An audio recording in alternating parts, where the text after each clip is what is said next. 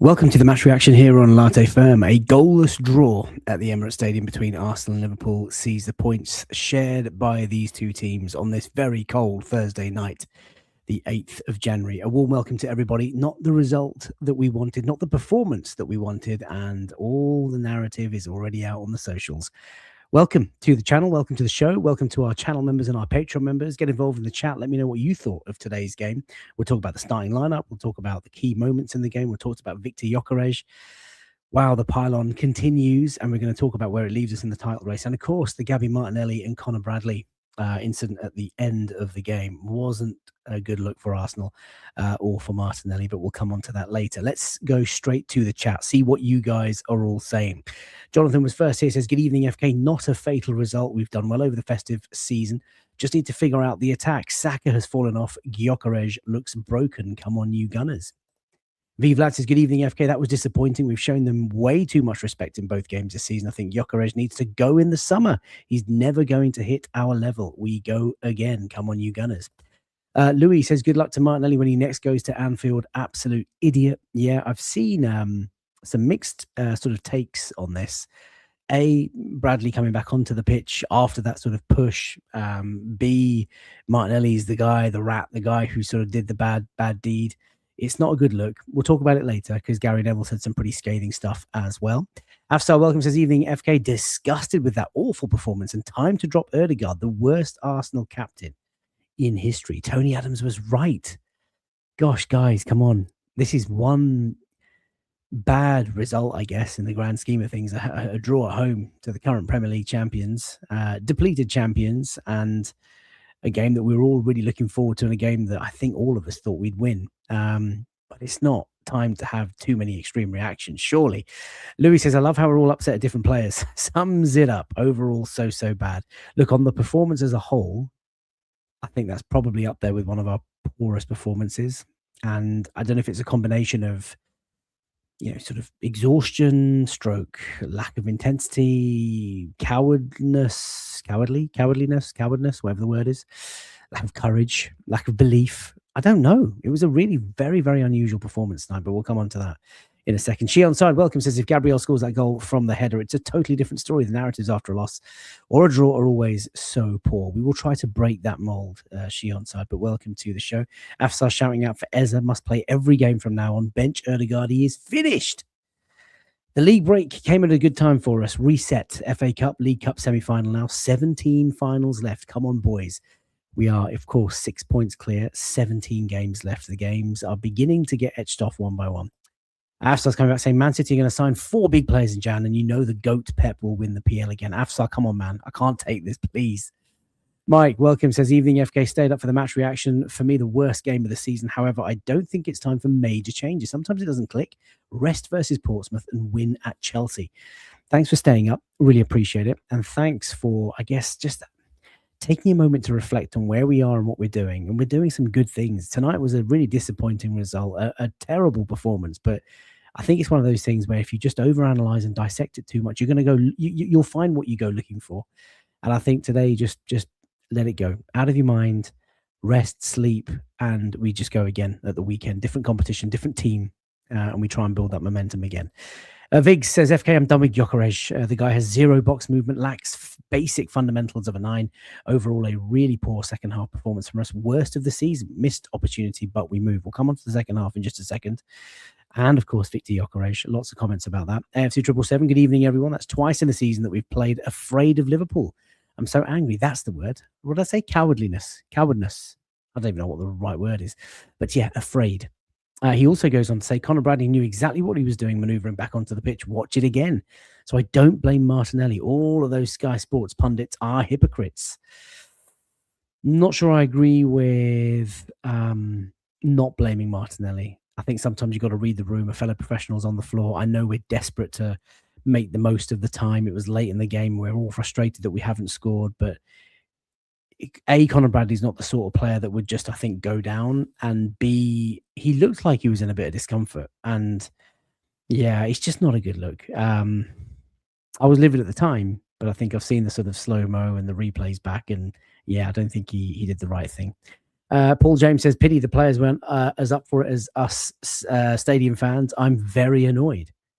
Mate, that midfield, that was a joke performance from the midfield. All missing, says Ampalash. We played with a lot of nervous energy. I like that as well.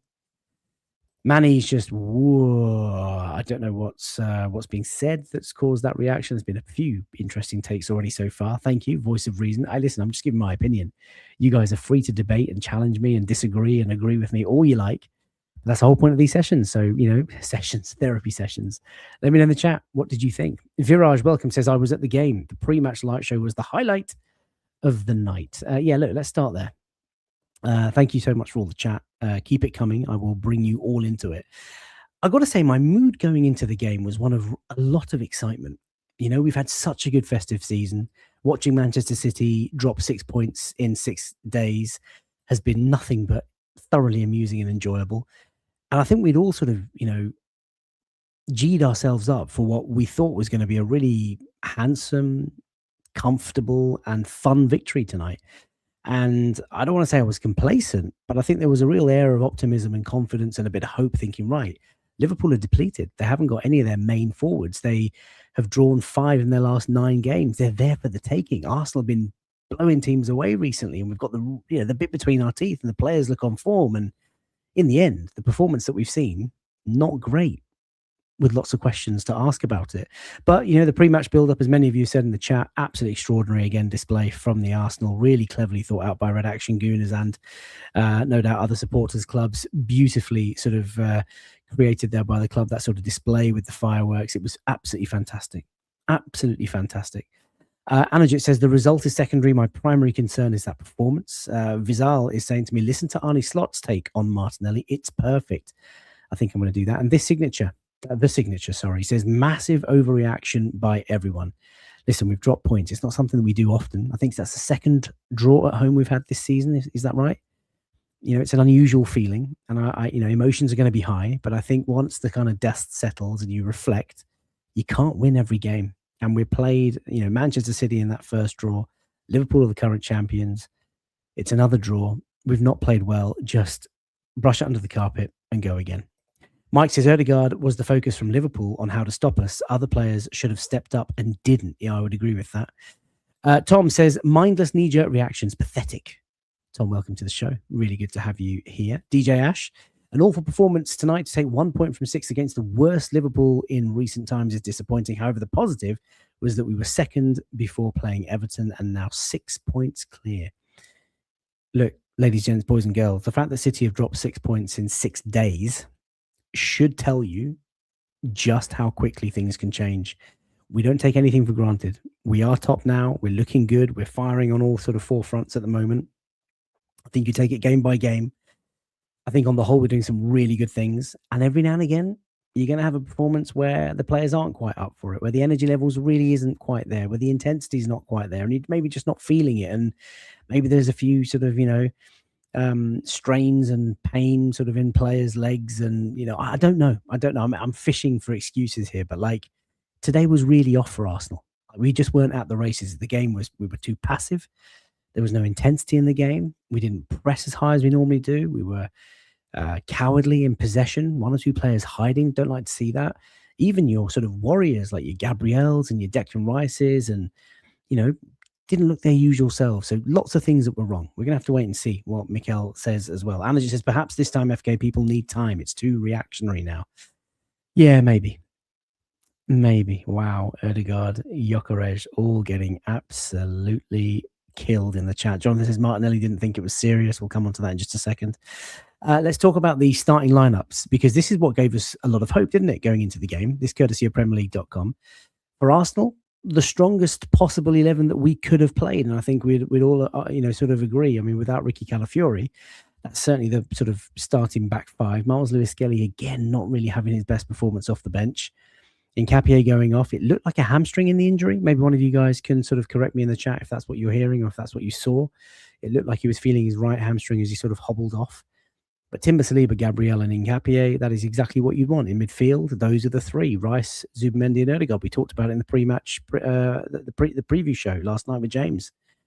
And then up top, Trossard on the left after being rested against Bournemouth. Saka coming straight back in for Madueke, who I thought actually did really well when he came off the bench.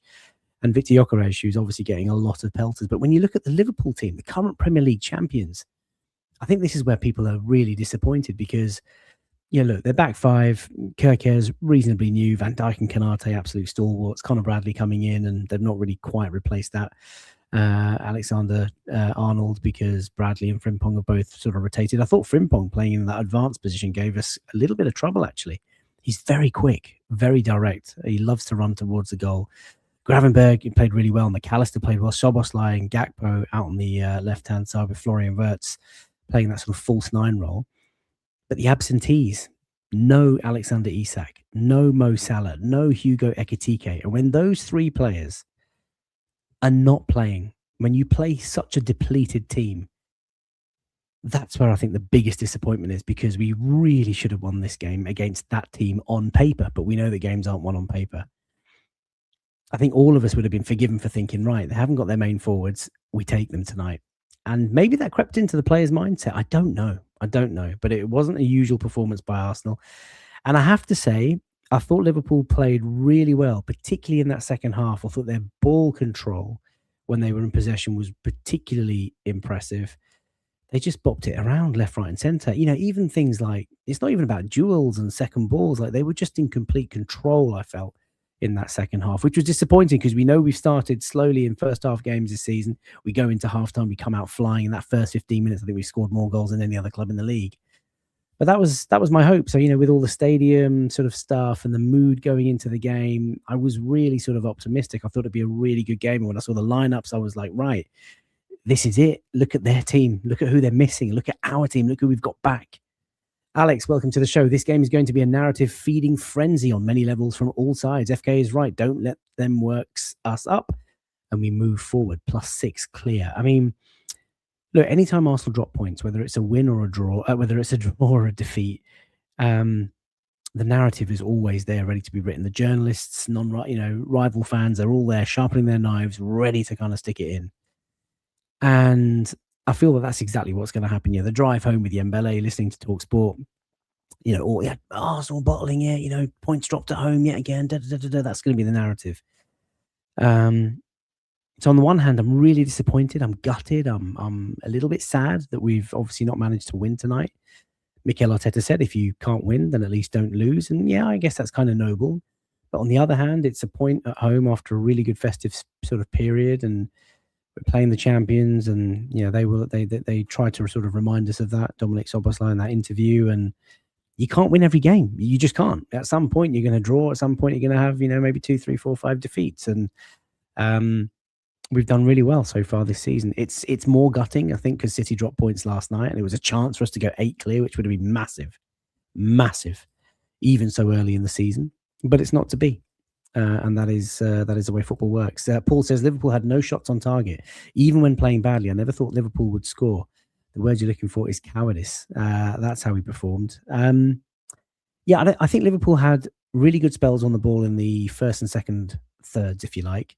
They didn't really have anything in that final third. They didn't take any risks. Had a couple of free kicks. One of them was very, very close, certainly from the North Bank. We could see it looked like it was going to fly in from Szoboszlai. Also in the 81st, 82nd minute, whatever it was. And we felt like we just didn't take any risks. We didn't kind of, just go all gung-ho and, bring in the cavalry. AFC 777 says, big up FK for bringing us the content so late after a busy day at work in tonight's game. Thank you. Yeah, I had a very busy day today. I cut myself shaving here, and I couldn't stop the bleeding. And then I had a system update on the car on the driveway from Audi Assist, roadside recovery. Then I did some work at home. Then I had to go into the office. I got home at 7:04 p.m. Took a cab to the station, ran to the stadium, and managed to get in just in time for the display. I'm absolutely zonked. I'm going to sleep very well tonight. Zuti says the same ones jumping on Gyokeres want Havertz back. He's even worse. Havertz can't hit a barn door. Got sick of him missing easy chances. Zuti, man, come on. Come on, man. Jeffrey, good evening. Fans are so shallow. 1 minute we're going to win the league. Next minute, we're the worst team ever. We need to keep supporting the team. Just got in. What the F was that, says Clockenders. Yeah, it was a really disappointing result and a terrible performance. One of the poorest, I think, that I've seen under Mikel. And it's a real shame because I think Mikel would have prepared this team as well as he could have, and the team would have been really up for it. But as soon as we sort of crossed that white line, it was passive. That's the word. It was very sort of cat and mouse, like a game of chess. Maybe showed them far too much respect. We were just very standoffish, very strange. Not sure about UFK, but whenever we treat the game bigger than it is, we usually play rubbish. Same thing happened against PSG with all their noir videos, etc. Yeah, I think maybe we played the occasion. Is that fair? I don't know. Good festive season overall. 4 wins, 1 draw. Where's Wayne in this crisis moment? He's peddling some random materials about Eddie Nketiah and how we should never have sold him and how we should have held on to him instead of Victor Gyokeres. Come on, don't make me call him. Good evening, says Alex Bellotti. Good evening to you, my friend. Hope you've had a good day despite the result tonight. Randir, says, gutted with today. I feel Liverpool played for the draw the first 20 to 25 minutes. I thought we were so good. Really looking forward to Havertz coming back into the side. Yeah, I thought Liverpool wanted to get a point. Obviously, they've drawn 5 in their last 9, I think. Haven't got any of their main strikers, main forwards up top. Like I said, no Alex Isak, no Hugo Ekitike, no Mo Salah. Not really much option up top. These were the match stats. I'll leave you guys to decide whether it was a point gained or 2 points dropped for Arsenal. 0-0 in the end. Look at that low XG, 0.6 for Arsenal. Can't remember a home game that we were limited to that little. 0.3 for Liverpool. 9 shots for us, 8 shots for them. No shots on goal for Liverpool on target in the entire 90. We had 4 on target, although can you really call them shots when they trickle through into the goalkeeper's arms? Possession surprised me more even than I thought it was. That second half, I thought Liverpool absolutely bossed that second half. They were so good in possession of the ball. Like I say, in the defensive third and the middle third, didn't really venture too much in the final third, but they were just comfortable on the ball. We couldn't get close. There were moments there where it looked like we were just sort of chasing shadows and just second to every sort of second phase, second ball. Sorry, I've lost my words. Duels. I read somewhere that Gabriel, Odegaard, Gyokeres, 1 or 2 others only won 1 duel each in the entire game. Very disappointing. Final third entries, 55 for Arsenal, 60 for Liverpool. Wow. Expected threat, more than triple what Liverpool did. Deep touches, double. On the whole, can we argue against the result? Did we muster up enough chances that says we warranted a win tonight? Conor Bradley, of course, hitting the bar. They came closest to scoring, of course, after that sort of calamity at the back. So look, a goalless draw, and it's points shared at the Emirates, and that's just the way that it is. City have Old Trafford next, says Jonathan. Interesting. We have Forest away next. That is going to be interesting. Lots of comments about Gyokeres. I'll come on to him in just a moment. Who was hiding, in my opinion? Good question. Excuse me. I felt that Zubimendi and Declan Rice had a lot of the ball. And I felt when we were trying to move the ball into the final third, I thought Gyokeres just didn't show for it, want it. Trossard was off his game as well, didn't show for it, want it. Saka was quiet, played really well in the first half. Excuse me, second half. There were just moments where I felt normally the players are so hungry for the ball, but like the midfielders just kind of going left and right, trying to find someone, and no one was moving for it or shouting for it. Gyokeres was very sort of static today. Just my opinion. Vivlas was disappointed with Timber. Don't criticize Timber. He needs to do better in the final third, mate. How he's got legs, I don't know. He's been played into the ground. Viraj says, here's a question. If we played 0-0 yesterday and City drew 1-1 today, would we be thinking differently? Potentially. But I think most people are disappointed, Viraj, that Liverpool are just so depleted, and we've been so good, so good over the last few weeks that it was a real chance for us to dig it in to City. Alex says the conditions looked horrendous. Do you think that had any impact? Seemed to be really affecting both teams. Potentially. I mean, look, as a kid, I loved playing football in the rain. There are players in that team, both teams that I think would have absolutely loved tonight's match conditions. Declan Rice, Conor Bradley, the sort of homegrown boys would absolutely sort of love those windy, wet conditions. And it wasn't too bad. I mean, it chucked it down quite deep in the first half, quite a little bit in the second half, but there were moments of sort of dry spells. The pitch was, the ball was just sort of skimming along the pitch, really, really, moving fast, but the teams kind of just stood off each other. It was very strange, very strange. I thought it was a stomach strain or hernia for Nketiah. Interesting. I don't know biology, so is that better or worse than a hamstring injury? Yeah, which is going to be keeping him out for the shortest time? I'm not sure. These stats, obviously, courtesy of Scott Willis, Cannon Stats. You can get him on Twitter after the game. This was the attacking threat chart. Threat chart? What am I doing? I need to sleep. The attacking threat chart from our partners, Opta Analyst. You can see Arsenal, we started well. That first half, we were in control. But Liverpool, I thought in the first 15, 20 minutes of the second half were quite brilliant, actually, with the ball. Given that they had no outlet up top, what they did with the ball and how we were chasing shadows and first to every loose ball and second ball and all that sort of stuff, I thought they were really good. And even though we sort of grew a little bit in the second half of the second half, when Jesus came on, when Martinelli came on, and Ezra and Madueke came on, we looked a little brighter, but we just didn't have enough. Alex says Ezra had 3 touches. Roving KC fan says groin or lower abdomen for Incapie. I love how we're just guessing all these things. I'm not sure. Classic Dan, welcome, says we need Havertz. Ignore the barking dogs, says Christophe Michel, let alone feed them.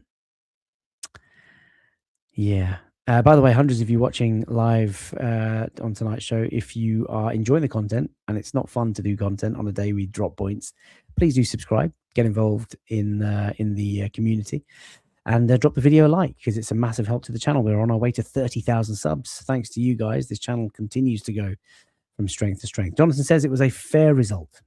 Yeah, I think so. And Vivlad says neither team deserved to win, honestly. Good point for them, in all honesty, considering they're away from home and with a lot of absentees.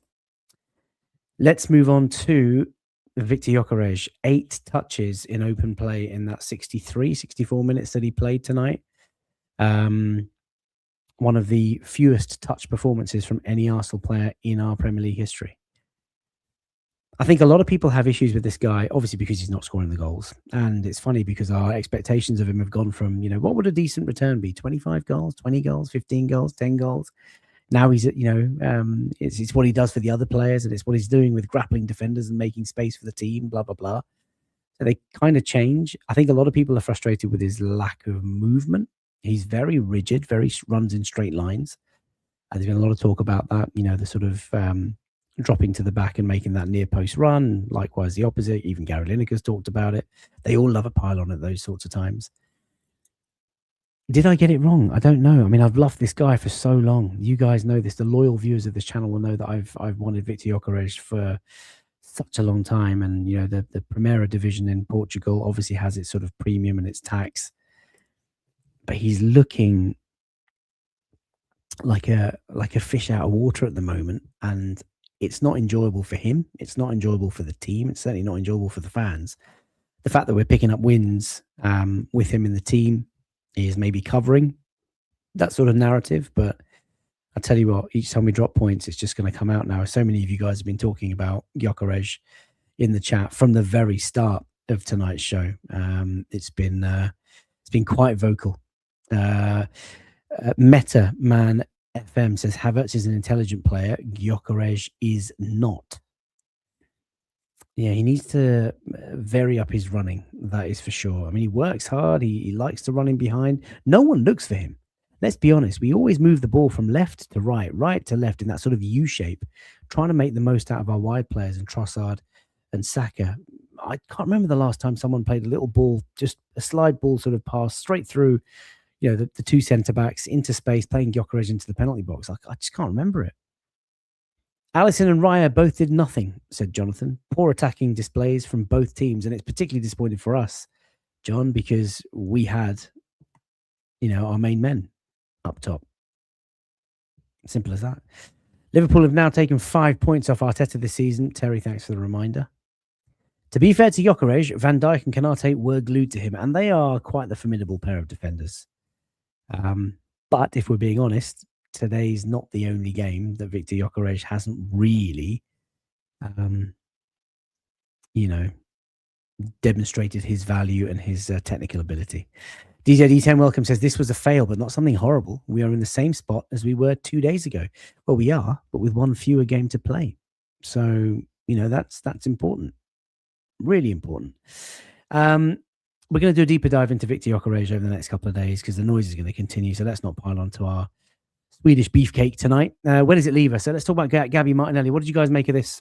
Let me know in the chat.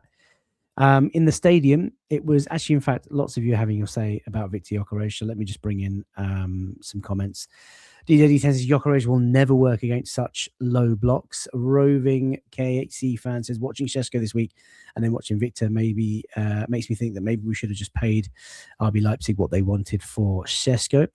Anajit says Gyokeres needs to be taken out, off focus, needs a reset, confidence missing, maybe just needs a rest. Gunner's Delight says he's rubbish. Ooh. Adam says, sorry, FK. I didn't think he would work when we signed him. Still hoping I'm wrong. Paul James says, today exposed Gyokeres as not the guy he was portrayed as. We wanted an Aguero and ended up with a Nunez. And people have marked Gyokeres as a failure, even without giving him a chance to miss shots. See, this is my point, Arjun. Like, they're not even looking for him through the central zones. And it's not as if he's having shots and missing them. He's just not even getting chances. Now, some of that's going to be down to him and his movement and his alertness and his, his desire to get into the box and meet the under crosses. But some of that's also going to be the connectivity and the sort of supply from our players, and we just do nothing centrally. So look, this conversation is going to rumble on and on and on. Jonathan says VVD and Kanate are units. Easy day for them. Gyok looks fed up to me, says the Clash blog. I don't think he does. I think he's a runner. He's a hard worker, but he's just not having the rub of the green. There you go. Gyokeres is a runner. Right. Martinelli. This was late in the game. We're obviously chasing the win. And Conor Bradley goes down. And in the end, Gabby Martinelli, from what I saw very quickly in the replay, he pushes Bradley to almost go off the pitch so he doesn't, need a physio on the pitch and it doesn't sort of stop play. Conor Bradley then very quickly sort of, shuffles his body onto the pitch. And then there's handbags between the players, and Gabby Jesus absolutely went nuts on Kanate. What do I think of it? Look, obviously, firstly, foremost, we don't wish anyone a serious injury. Conor Bradley, real shame if it's going to be a long injury for them. He's one of their own, and he's a good lad, a good player. What does it mean for Martinelli? It's not a good look. We know Martinelli is just not that sort of a guy. Everyone over talks about him, knows that he's a very soft, decent human being, and very well liked and very highly thought of. But it's not a good look. You can't be doing that, man. I'm amazed actually that now that I know that the injury is serious, that Liverpool players didn't sort of react in a bit more of a harsh way. I'm amazed there weren't fisticuffs, but yeah, don't do it. Gary Neville says, I'm actually fuming with Martinelli. I don't know how the Liverpool players don't go over and absolutely whack him, to be honest with you. I mean, look, I'm not going to... Gary Neville shouldn't be speaking like that. He's obviously said something in the heat at the moment, and he's obviously disappointed in Gabby Martinelli, and that's fine. But to suggest that Liverpool players should be going over there and whacking him one, I mean, that's weird. Let's not do that. But it's not a good look, and we wish Conor Bradley well with his recovery. What can we say? Joel, Swedish beefcake, veggie burger, more like. Hey, there's some vegetarians watching. Let's not be too offensive to them. Incitement of violence, indeed. And how can Gary Neville say that? Unprofessional. Yeah, indeed. What else are people saying? Tony says, FK, I'm not going to go in on Martinelli. He didn't know the player was injured. He thought he was time wasting. Fair, yeah.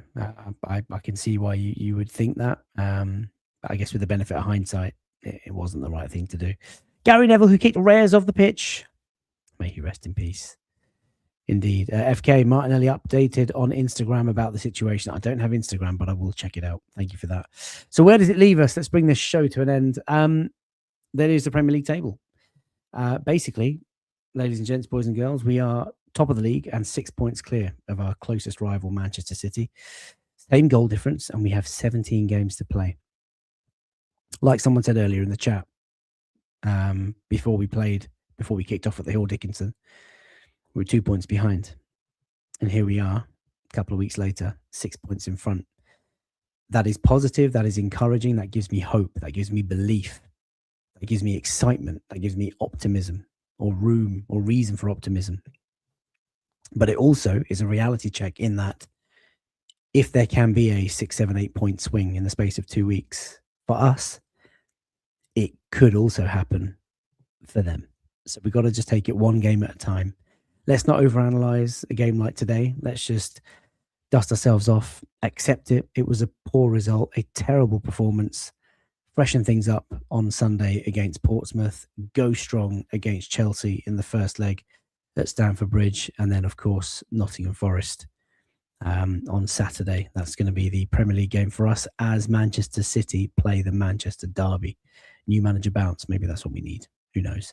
Top of the league, shouts Jonathan. Regroup and we move, says Christoph. Vivlad says, such a bad result. We can't even rejoice in a Guehi Ornbomb. I mean, yeah, Mark Guehi. Did you see that? David Ornstein tweeting that Arsenal are keen. Could we? Might we? Will we?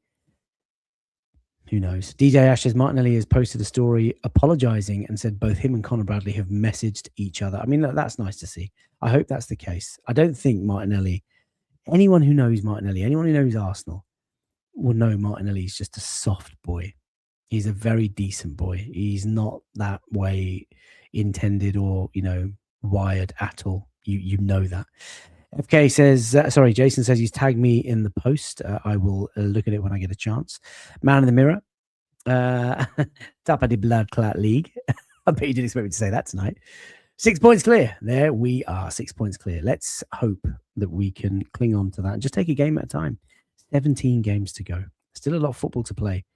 But let's just go to bed and we move. Oh, that sounded saucy. Right. Let's leave it there. Thank you so much. If you're watching still and you're watching for the first time, please do subscribe to the channel.